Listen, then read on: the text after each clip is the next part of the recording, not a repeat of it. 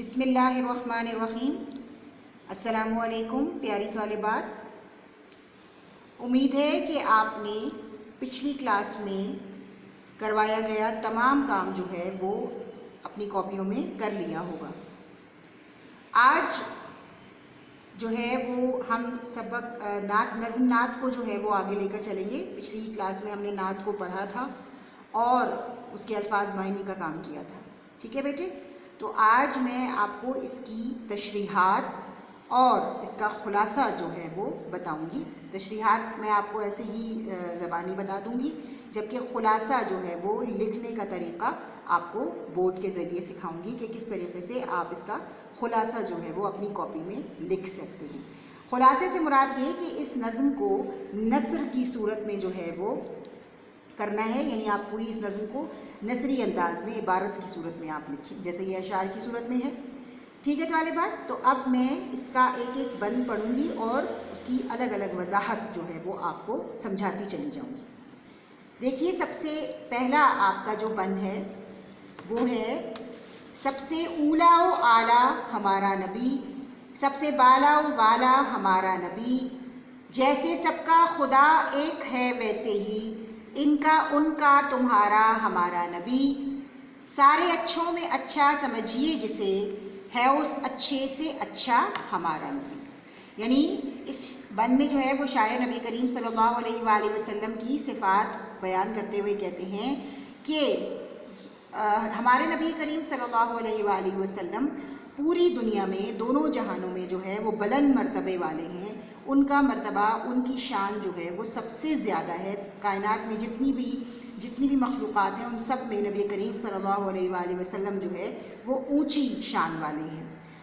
جیسے سب کا خدا ایک ہے، یعنی جس طرح ہم اللہ تعالیٰ کو معبود حق اور معبود واحد مانتے ہیں، ہم کہتے ہیں کہ اللہ تعالیٰ ایک ہے، اسی طرح نبی کریم صلی اللہ علیہ وآلہ وسلم جیسی بھی کوئی دوسری ذات نہیں ہوگی، اور وہ سب کے نبی ہیں، یعنی پوری انسانیت کے لیے جو ہے وہ نبی ہیں، ان کی تعلیمات قیامت تک آنے والے تمام لوگوں کے لیے ہدایت ہے۔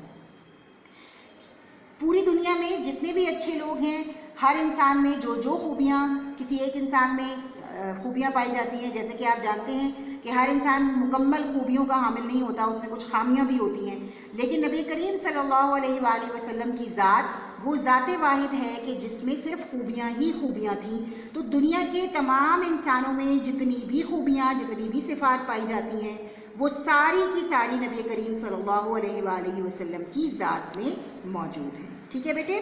اب دوسرا بند دیکھیے، سب سے اولا و اعلیٰ ہمارا نبی، سب سے بالا و والا ہمارا نبی، بجھ گئیں جس کے آگے سبھی مشعلیں، شمع وہ لے کے آیا ہمارا نبی، لامکاں تک اجالا ہے جس کا وہ ہے ہر مکاں کا اجالا ہمارا نبی۔ یعنی پہلا والا جو شعر ہے اس کی تشریح ہم کر چکے ہیں، وضاحت کہ بھائی ان کا نبی کریم صلی اللہ علیہ وآلہ وسلم کا جو درجہ ہے، جو ان کا مرتبہ ہے وہ سب سے بلند ہے، ٹھیک ہے؟ اور ان جیسی شان جو ہے وہ کسی کی نہیں ہے۔ پھر وہ کہتے ہیں کہ جس کے آگے سب مشعلیں بجھ گئیں، یعنی حضور نبی کریم صلی اللہ علیہ وآلہ وسلم جو تعلیمات لے کر آئے، اس کے بعد جو ہے وہ کسی اور تعلیم کی، کسی اور چیز کی ضرورت باقی نہیں رہی۔ یعنی وہ جو قرآن کریم لے کر آئے ہیں وہ اب قیامت تک آنے والے سارے لوگوں کے لیے ہدایت ہے، اس کے بعد کسی اور چیز کی ضرورت باقی نہیں رہی، ٹھیک ہے؟ انہوں نے دنیا کو جہالت کے اندھیروں سے نکالا اور ظلمت کی تاریکی سے نکال کر روشنی میں جو ہے وہ لے کر آئے۔ لامکاں تک اجالا ہے جس کا وہ ہے، لامکاں کا مطلب ہم نے لکھا تھا عالم قدس۔ عالم قدس وہ جگہ ہے جس تک صرف اللہ تعالیٰ کی رسائی ہے، لیکن نبی کریم صلی اللہ علیہ وآلہ وسلم کا نور جو ہے وہ اس لامکاں تک بھی پھیلا ہوا ہے، یعنی وہ اللہ تعالیٰ کے اتنے محبوب نبی ہیں کہ اللہ تعالیٰ نے جس جگہ تک صرف اپنی رسائی رکھی اس جگہ تک نبی کریم صلی اللہ علیہ وآلہ وسلم کا نور بھی جو ہے وہ پھیلا ہوا ہے، اور ہر کائنات کی ہر چیز جو ہے، زمین و آسمان کا سارا جو احاطہ ہے وہ سب نبی کریم صلی اللہ علیہ وآلہ وسلم کے نور سے جو ہے وہ روشن ہے، ٹھیک ہے؟ اس کے بعد ہے سب سے اولا و اعلیٰ ہمارا نبی، سب سے بالا و والا ہمارا نبی، جس نے ٹکڑے کیے ہیں قمر کے وہ ہے نور وحدت کا ٹکڑا ہمارا نبی، غمزدوں کو رضا مجدہ دیجئے کہ ہے بے کسوں کا سہارا ہمارا نبی. ٹھیک ہے، پہلے شعر کی وضاحت ہو چکی ہے. جس نے ٹکڑے کیے ہیں کمر کے وہ ہے. اب اس مصرے میں شاعر جو ہیں وہ ایک واقعے کی طرف اشارہ کر رہے ہیں، ایک نبی کریم صلی اللہ علیہ وسلم کے معجزے کی طرف اشارہ کر رہے ہیں کہ انہوں نے جو ہے وہ چاند کے ٹکڑے کیے تھے. کس طریقے سے کہ ان کی جب انہوں نے تبلیغ دین شروع کی تھی تو لوگ ان کی باتوں پر یقین نہیں کرتے تھے اور مختلف طریقوں سے انہیں تنگ کیا کرتے تھے اور ان سے کہتے تھے کہ ہمیں کوئی معجزہ دکھاؤ کہ تم اللہ کے نبی ہو.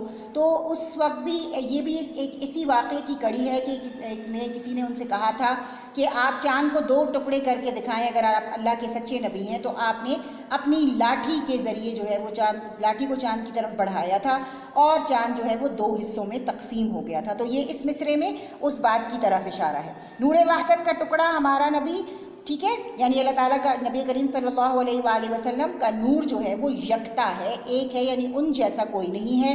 پھر اس میں شاعر اپنے آپ کو مخاطب کہتے ہیں کہ رضا آپ پریشانوں کو، بے حال لوگوں کو، بے کسوں کو جو ہے وہ یہ خوشخبری سنا دیجئے. مجدہ کا مطلب خوشخبری ہوتا ہے کہ دنیا میں اگر بے سہاروں کا کوئی سہارا ہے تو وہ نبی کریم صلی اللہ علیہ وآلہ وسلم کی ذات ہے. ان کے سوا جو ہے وہ کوئی جو ہے وہ دوسری ذات لوگوں کی خبرگیری کرنے والی نہیں ہے. انہوں نے ہی مساوات اور برابری کا سبق دیا ہے. ٹھیک ہے بیٹے، امید ہے کہ آپ کو اس کی وضاحت سمجھ میں آ گئی ہوگی.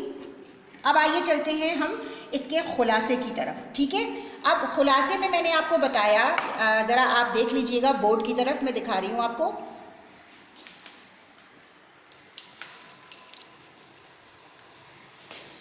دیکھیے بیٹے، یہ ہے آپ کا خلاصہ. اب خلاصے میں آپ کو کیا کرنا ہے، پہلے ہم لکھتے ہیں حوالہ، یعنی جس نے نظم لکھی ہے ان کا نام ہم لکھتے ہیں. نظم نعت کے شاعر کا نام کیا ہے؟ احمد رضا خان ہے.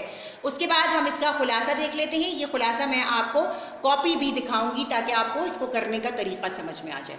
اس نظم میں شاعر نے حضور صلی اللہ علیہ وآلہ وسلم کی ذات و صفات کو بہت بہترین انداز میں بیان کیا ہے.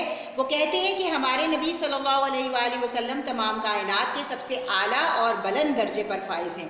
ان کی شان اس سے واضح ہوتی ہے کہ اللہ تعالیٰ نے خود ان کو رحمت للعالمین کہا ہے. آپ صلی اللہ علیہ وآلہ وسلم پوری کائنات کے لیے سرچشمہ ہدایت ہیں. آپ جیسی کوئی ہستی اس دنیا میں تا قیامت نہیں ہوگی. آپ کی آمد سے پہلے دنیا ظلمت کے اندھیروں میں ڈوبی ہوئی تھی. آپ تمام عالم کے لیے نور بن کر آئے. زمین و آسمان آپ کے نور سے روشن ہے. آپ نے ہی اللہ کے حکم سے چاند کو 2 ٹکڑے کر کے دکھایا. آپ اللہ کے محبوب نبی ہیں. اسی لیے تو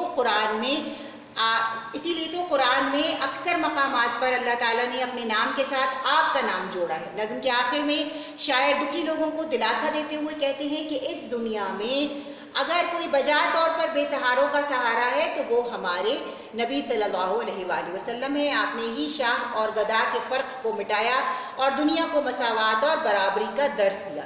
اللہ تعالیٰ ہمیں نبی کریم صلی اللہ علیہ وآلہ وسلم کی سنتوں کی پیروی کرنے کی توفیق عطا فرمائے، آمین.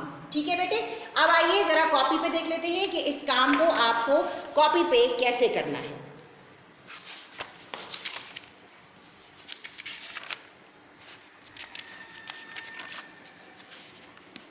سب سے پہلے دیکھیے طالبات، آپ نے انڈیکس لکھ دی، نظم نعت اور اس کا خلاصہ. جس صفحے پر وہ کام آپ کریں گے اس صفحے کا نمبر آپ نے لکھنا ہے.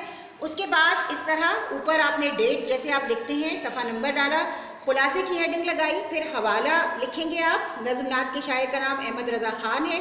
اس کے بعد خلاصہ آپ نے لکھنا ہے. میں اس پر تھوڑا روکوں گی تاکہ آپ آسانی سے جو ہے اس خلاصے کو اپنی کاپیوں میں لکھ سکیں. ٹھیک ہے،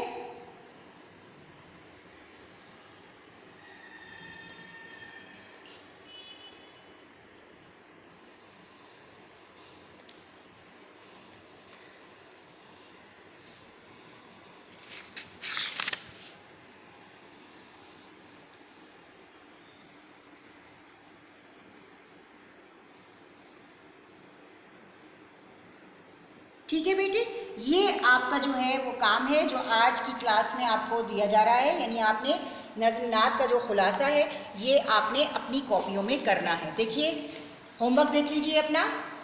آپ نے نعت کا خلاصہ جو ہے وہ کاپی میں کرنا ہے، اور اس کے ساتھ ساتھ آپ کو حمد کے جو سوالات جوابات ہم نے کیے تھے وہ حمد کے سوال جواب جو ہے وہ آپ کو یاد کرنے ہیں، ٹھیک ہے؟ اور انشاءاللہ اس سے اگلی کلاس میں جو ہے وہ ہم نعت کا جو ہے وہ مشقی کام بھی کریں گے اور قواعد کا کام بھی کریں گے. تو تب تک کے لیے اپنی معلمہ کو اجازت دیجیے. فی امان اللہ.